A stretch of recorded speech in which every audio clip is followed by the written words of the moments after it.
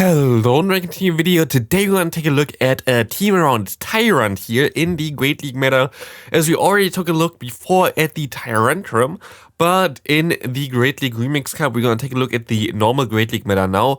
We have a team here with the Shadow Marowak, we have a team here also with the Registeel, some very meta Pokemon, but you already see like maybe one weakness of this team, and this is like a very big weakness in general, as you don't really have anything for Swampert here. And here is like kinda the issue with this kind of cup and this kind of Pokemon, as it's really difficult to find a pairing with Tyrunt here.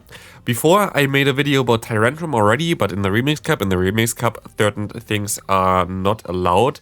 So like a lot of steel types were not allowed, which is really good for that Pokemon, as you don't really have to take a look at most of the steel types that are available. And I were able to get a very decent team around it, and in this kind of scenario we of course hard wall the Ninetales, as you can see here. It's a little bit trickier to get a team around it, which works really well because there's not a lot of things that really hard wall fairy types and also steel types, which you both need here. And basically it's only a lone Marowak, and then you are always weak to Swampert, and then you need still something that handles stuff like water types for the lone Marowak that are not Swampert. So that's why we have the Registeel in the back, while we can easily take a Weather Ball by the Ninetales here. Good game trainer. This is the cool thing about the Tyrantrum, of course. You're gonna be able to take those fire type moves very easily, as we see the Altaria matchup. And Altaria matchup is a matchup that's really problematic for one reason, and that is my IV spread. If you have a really good Tyrantrum, you would be able to get to 2 Dragon Claws no matter what. I am literally missing out by like 1 or 2 HP for this, so it's gonna hurt me a little bit more. My IV spread is in general a lucky IV spread, so it's not as good as you might think anyway, so yeah, kinda problematic. As we see the Skarmory here, where we can easily go for some nice Focus Blast here, but I think there was a CMP tie, which is really annoying for me because I really wanted to get some extra energy here. No, I undershot, but it doesn't matter, and this kinda cost me the game. But we also see here the Swampert in the back, but I think if I didn't throw the move there, or if I threw the move in general a little bit better, I would have been way better off there. But hey, what can you do, what can you do? As we see the shield coming through, and now we're in such a bad spot against the Swampert that you're gonna see that it's gonna be basically impossible to win against this Altaria as well, which, yeah, kind of happens. I think you're actually gonna still be able to KO the Altaria here.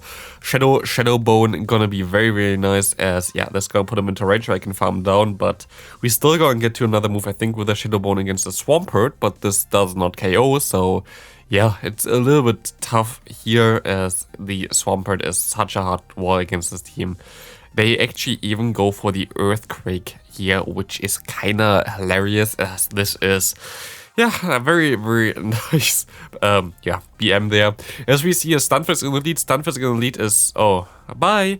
As we see in the next opponent, we see the Nidoqueen in the lead, which is also really good for this team. As we see a Sableye, Sideswap, and I kinda should play this differently, to be honest. I was always like thinking, hey, I can go for 1 Shadow Bone. I should be able to get 1 shield here maybe, as we see here, but yeah, it doesn't really help me too much. We go ahead, go into a Registeel here. Registeel gonna have some nice time going for some Zap Cannons, as they go ahead and go for 1 Foul Plane. I think they can actually switch here, get the switch advantage, I mean. Yeah, they're gonna shield this up, and I think they get switch advantage, but I'm not sure. But for this team it's fine anyway, as you're gonna be able to hard wall Nidoqueen as well, kind of with your Tyrantrum, which is funny. As they go ahead, go for 1 foul play here, we go into our Tyrantrum, we can farm it all the way down with the Dragon Tail damage, they don't get to another move. And we see now the Nidoqueen coming back in, we can go for 1 big Dragon Claw here, and they have to go for 1 Poison Fang actually, because they will not get to another move, and they gonna go for 1 Poison Fang. And I mess up this game a little bit, as I wasn't sure about what he had in the back. I thought most likely gonna be another Dark type, and it is another Dark type. It's gonna be the Umbreon, and this is kinda awkward, because I don't know what I should do here at this point of time. Should I shield here? Should I not shield here? I decided to no shield here. Maybe I should have actually shielded then, hope for like a debuff, but now I tried like, maybe I can still do something with my Tyrantrum. And again, I think if I had better AVs, I would have been maybe even fine here, because I would have been able to get to more moves, but like this, I just don't have the HP left to do enough damage to this Umbreon. Well, we know they were on shield, but my opponent, of course, also had a charge move stored already, so it doesn't really matter too much. We face a very nice lead there with the Lickitung now as the Say Swap. Say Swap against the Registeel is always fine. You should go straight for the Zap Cannon in this scenario. Don't go for the Focus Blast as your Registeel, as this move gonna do enough damage to two-shot it, and you need two moves anyway, so like why the hell would you not go for the debuff move then? As they go ahead, go for more body slams, but it doesn't really matter. We can go for another Zap Cannon, they go for another charge move, but we will be able to easily win this match up here now. So yeah, by Lickitung, and we should still be able to even get to a move against this Medicham. But I sometimes had the problem, like today, that I just like either froze or lag or whatever, and it's kind of annoying. I don't know, I think you're still gonna see it in like later games. Was really annoying to deal with, but we see here we're gonna get a shield from this Stunfisk. I know that my Tyrantrum literally has no usage at all. They have a Medicham, they have a Stunfisk, both of them completely hardwall me, so I'm just gonna use it as a bait basically, and go now to my Marowak, which gonna be able to have a pretty nice time here, as this thing gonna be able to go for some super effective fire spins, go for some Shadow Bones, and gonna be able to get the final shield by my opponent. They're gonna swap out, no, they're actually gonna stay in here, go for one Rock Slide, and they go now to the Medicham, which is kind of awkward because they have still Psychic, which would KO us from this range definitely. So we have to catch the move, and we catch the move perfectly. We can farm down the opponent, and we can easily win this game here, as I didn't even go for lock-on damage here. This was on purpose so I get more farm, which at the end of the day didn't matter because I just go for one Shadow Bone. And one Shadow Bone is easily enough to KO the Stunfisk here from my opponent, so good game there.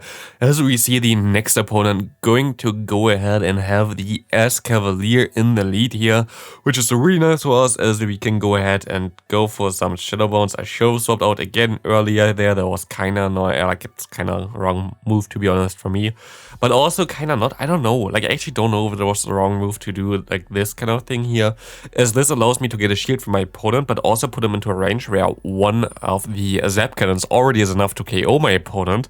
So this should be actually pretty fine, as we can go for one Zap Cannon here, and we gonna see that they're gonna let this move go through, and never mind, they're gonna shield this move, which means we should still get to another move at this point of time. I think I still survive this, and I do survive this, and I can still get to another move, and I can realign my Pokemon, and I can get the Escavalier against my Marowak again, which is amazing here, as they're gonna go ahead, go into their Skuntank, and we can just counter this with our Tyrunt, which is gonna be able to survive those poison gems pretty easily, which I think I resisted. I'm just gonna let this move go through, it doesn't matter. They go for the crunch, we survive it, we can farm it down, and they just decide to surrender here as well. Good game to my opponent. Next up, we're gonna have a Dunsparce in the lead. Hell yeah, the hardest answer for the Marowak. Amazing. Of course, I face the Dunsparce with the Scraftiers in the back. Perfect core for me, double weak to fire fighting already. I don't know what my opponent is doing here, but of course it's hard wall to my team. Amazing game here. We're gonna bait, like we're gonna know that they bait here, so we're just gonna let this move go through. They're gonna have the foul play now. It is amazing to watch this gameplay right now for me. Wow. And guess what they have in the back? You will not believe it. It's gonna be the Buzzwole here, and I just gotta quit there. Like, that team that didn't make any sense at all as well. Like, they have literally not a single answer to any charm type, like a charm user. They have a bite user in the lead, they have two fighting types in the back. Like, one charm user would completely annihilate the entire team, no matter what. Even one Azumarill would do that. I don't understand. Like, they have a double fighting type weakness, they have a triple fairy type weakness, and of course it hardwalls our entire team. Yeah, I don't know. That was kind of insane. It was, I think, the wildest game I've ever seen, to be honest. Like, this team didn't make any sense at all on paper, and it completely hardwalled us. That was kind of insane. As we see the Medicham here going down to our Marowak, but it looks kind of awkward already. As we see the Lickitung coming back in here, we can go for some more Zap Cannons again, as we actually overfarm, but they go for their Skarmory, and they get completely hardwalled by Registeel. Oh no, the poor guy. As I think they just decided to, they just decided to quit the app here because there was nothing that they can do here anymore. I'm just gonna lock on this thing down. You have to bear with me, but I don't know why my opponent did not decide to just quit out here, to be honest. I think he just wanted to see me suffer, but like there's nothing they can do here anymore. Like they completely get walled by Registeel, so good game there. And we can just like now finish this game with one Zapcan here. They actually decide to shield, and I'm like, why? Why are you doing this? Where is the point? I'm just gonna farm down over the fast moves. Like, yeah, I don't know, like this opponent was not really a lot of fun. I don't know why people do this, to be honest. Like, this is kinda unnecessary. But hey, what can you do? What can you do? We see a Scrafty in the lead. We're gonna have to shield here because Scrafty gonna destroy the entire team. There's nothing that I can do against the Scrafty otherwise.